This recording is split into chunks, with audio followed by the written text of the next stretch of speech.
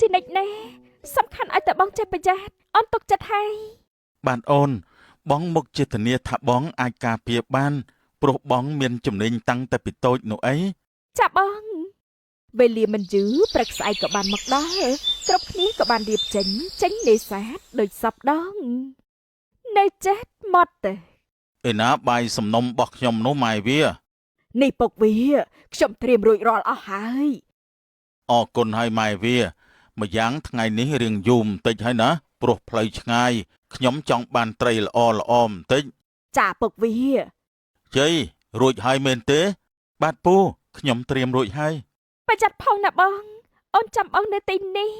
កុំចាំបងអីណាបងអាចនឹងយូរបន្តិចម្យ៉ាងនៅក្បែរមាត់ទឹកអាចរងាកាត់ផ្ដាសាយបានណាអូនកុំចាំបងអីចាំបងបានចឹងអូននឹងដាប់បាយធ្វើម្ហូបចាំបងល្ងាចនេះអូនជូនពរបងនៅសัตว์បានច្រើនណាស់នឹងបានមកវិញឆាប់ផងដែរបានអូនបងអរគុណណាស់ពូខ្ញុំរួចហើយពូតោះតោះបងទៅហើយណាល្ងាចជួបគ្នាចាប់បងពូដាំនិងនីជ័យក៏បានចាក់ចេញផុតទៅមីនាងតោះទៅផ្ទះពួកគេតតែល្ងាចឲ្យណោះទៅមកវិញចាំមិញថ្ងៃនោះមិនមានហាក់មិនអំឡើយផលសោះធីតាក៏នៅមិនសុខទៀតដូច្នេះនាងក៏បានគិតថាមិនមានមិនស្រួលសោះខ្ញុំគួរតែចាំមើលផ្លូវបងចេញមកទឹកសិនក្រែងមានគេឡើងទុកប៉ាំងគេឲ្យហៅបងចេញមកវិញតែម្ដងនិយាយហើយនាងក៏បានមកមាត់ទឹកវិញហើយនាងក៏មិនទៅណាឡើយនាងចាំប្តីរបស់នាងក្នុងសភាពដ៏ស្ងាត់ជ្រងំលោកប្តីថ្ងៃនេះគ្មានអ្នកចេញទុកបន្តសោះបើបែបនោះខ្ញុំផ្ដាំឲ្យបងមកតាមណាទៅណោះសភាពមាត់ទឹកគ្មានមនុស្សទេហើយចិត្តនាងមិនស្ងប់សោះឡើយនាងរងចាំប្តីរហូតទោះបីជានាងចាំប្តីម្នាក់ឯងមិនមានប្រពន្ធអ្នកនេសាទដទៃមកក៏ដោយតែវតាអើយសុំកុំមានភ្លៀងអីខ្ញុំពិតជាបារម្ភប្តីខ្ញុំណាស់មិនដោយការសុំរបស់ធីតាទេមេឃបានភ្លៀងហើយថែមទាំងមានខ្យល់កន្ត្រាក់ក៏រន្ទះក្រាំងខ្លាំងទៀតផងបើថោអីលោកប្តីសុំបងមកវិញមកអូនបារម្ភពេកណាស់មីងសោកបានដើរមកដល់អើយមេឃភ្លៀងណាស់ធីតាអើយតើពួកគេមកវិញហើយឬនៅណែមីងដូចជាបារម្ភពួកគេណានៅតែមីងខ្ញុំសម្លឹងមើលទៅមិនឃើញមានសមាទុកអ្នកនេសាទណាម្នាក់មកវិញសោះអើយភ្លៀងខ្លាំងណាស់ហើយមិនក៏ចិត្តយប់ទៀត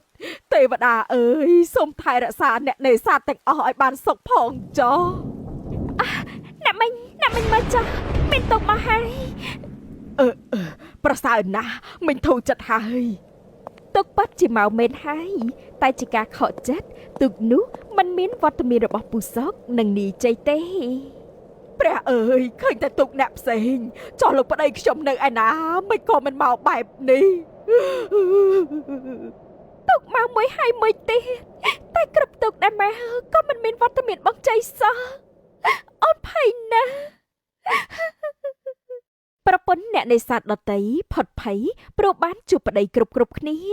ចំណែកមីងសុកនិងធីតាក៏បានសួរដំណឹងនេះពីអ្នកនេសាទផ្សេងទៀតដែរតែជាអកុសលគ្មានអ្នកណាបានឃើញវត្តមានរបស់ពូដាំនិងនីជ័យឡើយមីងអើយមិនកាន់តែចប់ហើយតែប្តីមីងនិងប្តីរបស់ខ្ញុំមិនឃើញមកសោះមិញពិតជាភ័យណាស់ក្មួយ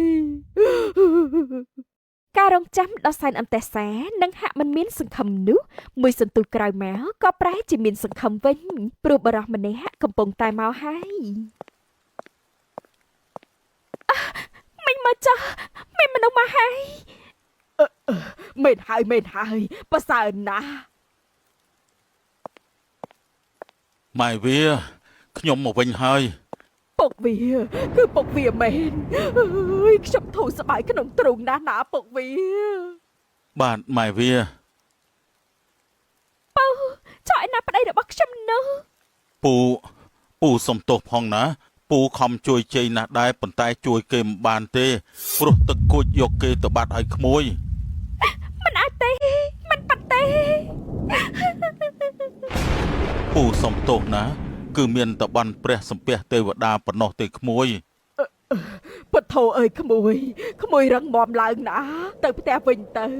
ខ្យល់ខ្លាំងណាពធអើយបងចៃតើបងទៅដល់ណាហើយមិនកាន់តែងងឹតខ្យល់កាន់តែខ្លាំង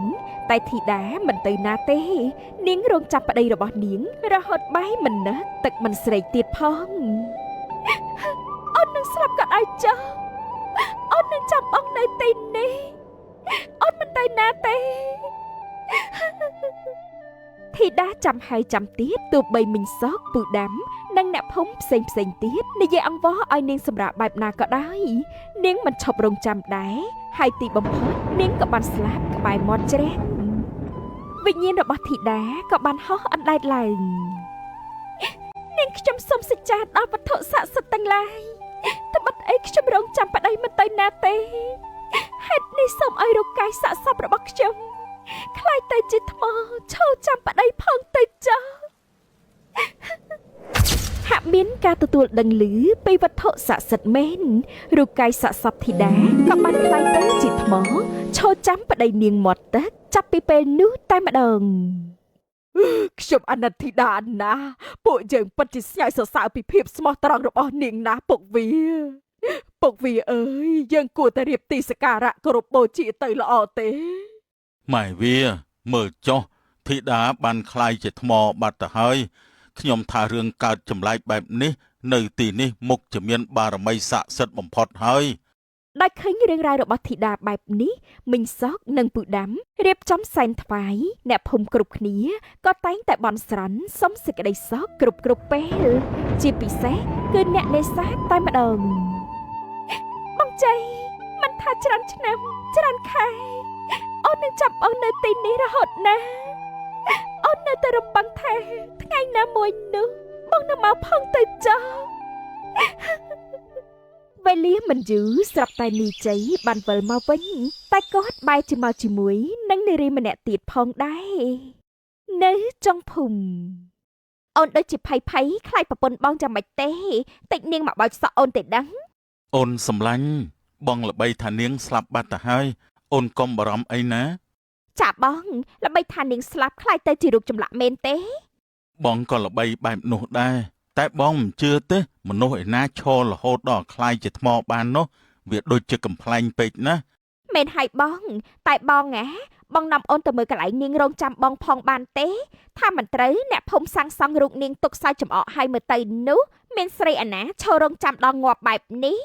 បានបងនាំអូនទៅមើលចុះណាមួយបងក៏ចង់ដឹងដែរថាអ្នកភូមិសង់បានស្អាតឬក៏អត់ចាបងតោះទៅនិយាយគ្នាហើយនីជ័យក៏បាននាំប្រពន្ធថ្មីទៅកាន់កន្លែងរូបសំណាក់តែម្ដងនិយាយគ្នាហើយគូស្នេហ៍ទាំងពីរក៏បានទៅដល់ទីនៃរូបសំណាករបស់ធីតាចាំស្នេហ៍ជំរាបសួរពូជ័យគឺជ័យមែនទេបាទគឺខ្ញុំមែនហើយពូនេះជាប្រពន្ធខ្ញុំជំរាបសួរពូបាទនាងមានន័យតែក្មួយមិនទាន់ស្លាប់ទេមែនទេបាទនៅទេពូកាលនោះខ្ញុំបានរសាត់ទៅដល់ភូមិផ្សេងហើយអូនមាលាជាអ្នកជួយខ្ញុំណាពូមើលចុះនាងល្អណាស់ចុះក្មួយកាលនោះមិនក៏មិនត្រឡប់មកវិញប្រពន្ធក្មួយចាំក្មួយឡើងคล้ายជាថ្មទៅហើយណានេះពូក៏និយាយថាធីតាចាំខ្ញុំដល់คล้ายជាថ្មដែរមែនទេវាគួរឲ្យអស់សំណើចណាពូក្មួយដឹងទេនេះគឺជាការពិតទាំងអស់ណាហើយរូបសំណាកនេះគឺជានាងពិតមែនមិនមែនយើងសាងសង់ទេពូដូចជាលេងសើចពេកហើយគួរឲ្យអស់សំណើចមែនតាតែក្នុងលោកនេះមានអ្នកស្នេហ៍ស្មោះដល់ខ្លាចជាថ្មដែរអីគឺមានគឺធីតានេះហើយក្មួយនិយាយមកមើលមិនក៏មិនមកវិញកាលនោះពូមិនមែនថាខ្ញុំមិនចង់មកវិញនោះទេតែកាលនោះនាងធីតាក្រណាស់ចំណែកអូនមាលាជាអ្នកមានតែខ្ញុំបោះចោលពេជ្រមកយកថ្មយ៉ាងម៉េចកើតទៅក្មួយនិយាយពាក្យនេះចំពោះមុខរូបសំណាកក្មួយធីតាអញ្ចឹងហី